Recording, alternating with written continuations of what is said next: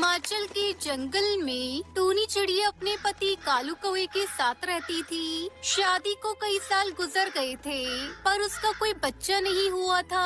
एक दिन टूनी अपने पति से कहती है, कालू जी, चलिए ना किसी अनाथ आश्रम से बच्चे गोद ले लेते हैं। अगर हम अनाथ आश्रम से बच्चों को गोद ले लेंगे तो उन बच्चों को घर मिल जाएगा और हमें उनका प्यार मिल जाएगा। ठीक है टुनटुनी, हम कल ही अनाथ आश्रम चलकर एक बेटा और एक बेटी गोद ले लेंगे। इससे बेटा बेटी दोनों की कमी पूरी हो जाएगी। अगले दिन दोनों पति पत्नी अनाथ आश्रम से एक बेटा एक बेटी गोद लेकर आते हैं। आज से तुम्हारा नाम टुनटुनी है और तुम्हारा गोलू। ये घर आज से तुम्हारा अपना घर है और मैं तुम्हारी माँ हूँ और ये तुम्हारे पिताजी हैं। दोस्तों, कल की वीडियो में आपने इतने कम लाइक क्यों किए? मुझे बहुत बुरा लगता है। दोस्तों, जब मैं आपके कहने पर कहानी बनाती हूँ और आप बहुत कम लाइक करते हो, और जब आप कम लाइक करते हो तो मुझे वीडियो बनाने का बिल्कुल भी मन नहीं करता है। तो प्लीज दोस्तों, अब इस वीडियो पर जाकर लाइक कर दो।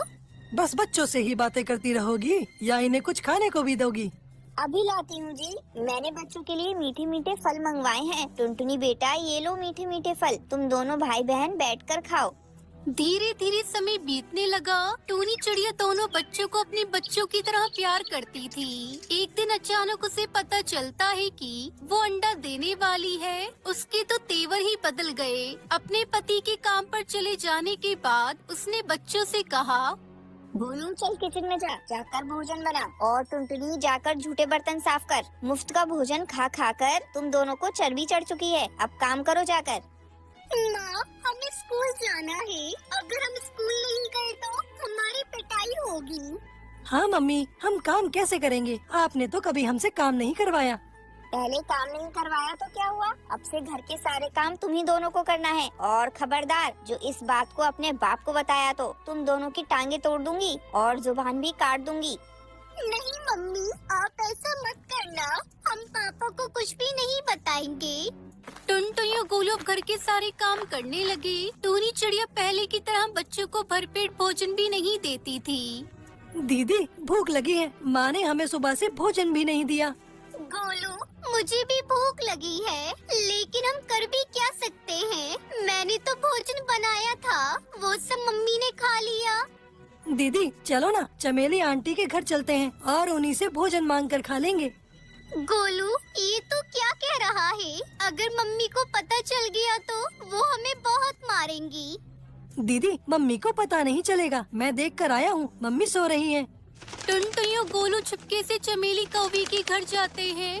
चमेली आंटी, थोड़ा भोजन बचा हो तो हमें भी दे दो। हमें बहुत तेज भूख लगी है। अरे टुनटुनी, गोलू, क्या हुआ? बच्चों आओ आओ, तुम्हारी माँ ने तुम्हें भोजन नहीं दिया? वो तो तुम लोगों से बहुत प्यार करती है। चमेली आंटी, पता नहीं मम्मी को क्या हुआ है। घर का सारा काम करवाती है और हमें भोजन भी नहीं देती। मैं तुम दोनों को अभी भोजन देती हूँ। आने दो कालू को, मैं उसे टूनी के अत्याचार के बारे में बताऊंगी।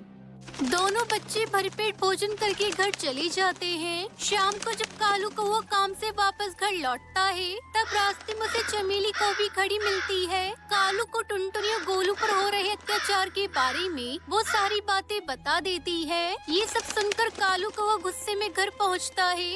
टूनी, और टूनी, जल्दी से मेरे सामने आओ। क्यों जी, क्या बात है? आज आप इतने गुस्से में क्यों हो? कालू कौवा बिना कोई जवाब दिए टूनी को पीटने लगता है।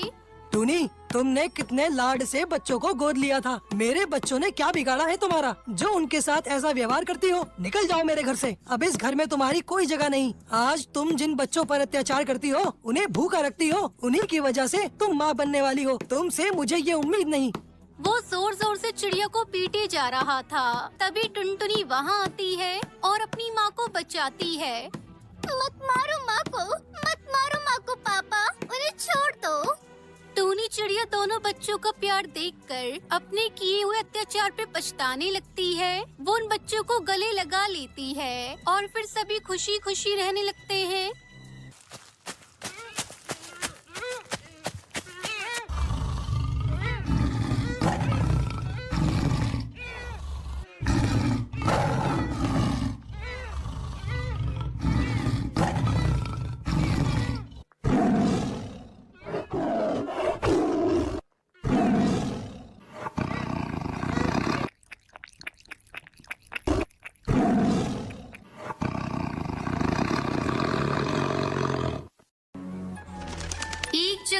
टुनटुनी चिड़िया अपने 2 बच्चों के साथ रहती थी। उसका पति कालू कौआ अपने खेत में आम की खेती करता था। आम बेचकर उसे अच्छी कमाई हो जाती थी, जिससे उसका पूरा परिवार खुशी से अपना जीवन बिता रहा था। एक दिन टुनटुनी अपने पति से कहती है, अरे पिंकी के बापू, मैं सोच रही थी इस बार नए साल भी अपने बच्चों को लेकर कहीं बाहर घुमाने चलते हैं। हाँ पिताजी, मेरी सारी सहेलियाँ नए साल की पार्टी मनाने शहर जा रही हैं। आप भी हम लोगों को लेकर शहर चलिए ना। नहीं बेटा, तुम्हें पता है ना, शहर में महामारी फिर से फैलने लगी है। ऐसे में पार्टी करना ठीक नहीं। ऐसा करो, तुम लोग इस साल घर में रहकर ही नया साल मना लेना। तब तक आप लोग कमेंट पे बताएं 56 into 6 कितने होते हैं। कुछ दिन इसी तरह बीत जाते हैं। एक दिन कालू जब अपने खेत पर आम को तोड़ने के लिए जाता है तो देखता है कि उसकी सारी फसल बर्बाद हो चुकी थी। वो दुखी होकर घर लौटता है। उसे दुखी देखकर उसकी बेटी पूछती है, क्या बात है पिताजी, आज आप बहुत उदास लग रहे हैं। आज आप हमारे लिए मिठाइयाँ भी नहीं लाए। हाँ जी, आज ऐसी कौन सी बात हो गई? पहले कभी आपको इतना उदास और दुखी नहीं देखा। क्या बताऊं पिंकी की माँ, पता नहीं कैसे सारी फसल एक ही रात में बर्बाद हो गई। अगर मैं फसल को बाजार में नहीं बेचूंगा तो पैसे घर कैसे आएंगे? मैं अपने बच्चों के लिए कहाँ से नए साल का तोहफा ला कर दूंगा। आप चिंता क्यों करते हो जी? हम कल ही अपने खेत में जाकर सारे खराब पेड़ों को हटाकर उसकी जगह नए आम के पेड़ को लगाएंगे। जहाँ तक बच्चों की बात है तो हमारे दोनों बच्चे बहुत ही समझदार हैं। वो उपहार के लिए जिद नहीं करेंगे। अगले दिन कालू और टुनटुनी खेत पर जाकर खेत से सारे खराब पौधे उखाड़ रहे थे। तभी उन्हें पौधों के बीच में एक पक्षी कराहता हुआ मिला। अजी सुनते हो जी, जल्दी इधर आओ। ये देखो, यहाँ एक पक्षी घायल पड़ा है, लेकिन अभी भी उसकी सांसें चल रही है। कालू और टुनटुनी दोनों उस पक्षी की देखभाल करने लगते हैं। थोड़ी देर बाद उस पक्षी की हालत में कुछ सुधार होता है और वो पक्षी एक परी में बदल जाती है।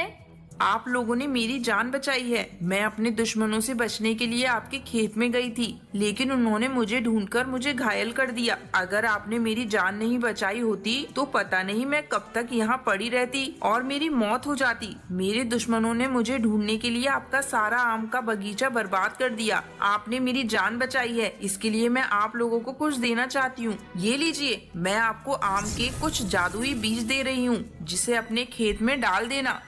टुनटुनी को बीज देकर वो परी वहाँ से गायब हो जाती है। दोनों पति पत्नी आम के बीज को अपने खेत में डाल देते हैं। अगले ही दिन उनके खेत में आम के पेड़ों पर सोने के आम आ जाते हैं, जिसे देखकर कालू और टुनटुनी बहुत खुश होते हैं। कालू आमों को सुनार को बेचने के लिए चला जाता है। इस तरह जादुई आमों की खेती करके कालू का पूरा परिवार खुशी खुशी नया साल मनाता है।